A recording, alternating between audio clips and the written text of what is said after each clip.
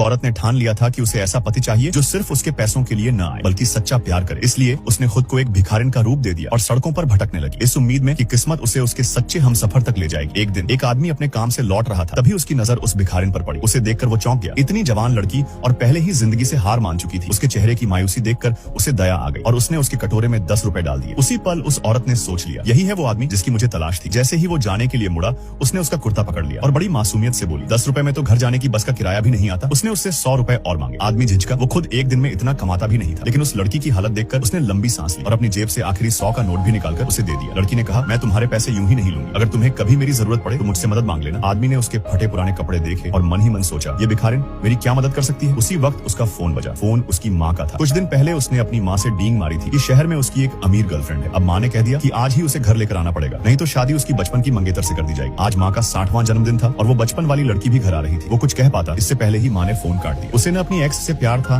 न ही कोई और रास्ता सूझ रहा था। तभी उसे उस भिखारिन की याद आई जिसने अभी अभी मदद का वादा किया था। बिना कुछ सोचे उसने उससे रिक्वेस्ट की, क्या तुम एक दिन के लिए मेरी गर्लफ्रेंड बनकर मेरी माँ से मिल सकती हो। हैरानी की बात यह थी कि वो बिना कोई सवाल किए तैयार हो गई, लेकिन उसने एक शर्त रखी, अगर मुझे तुम्हारी माँ से मिलना है तो मैं इन फटेहाल कपड़ों में तो नहीं जा सकती। तुम्हें मुझे एक ढंग का कपड़ा दिलाना होगा, वरना तुम्हारी माँ सब समझ जाएगी। आदमी ने उसकी बात सही मानी और भारी मन से मान गया। जब वो लड़की नए साफ सुथरे और एलिगेंट कपड़े पहनकर बाहर आई तो आदमी उसे देखकर दंग रह गया। सिर्फ कपड़े बदलने से कोई इतना खूबसूरत लग सकता है, उसने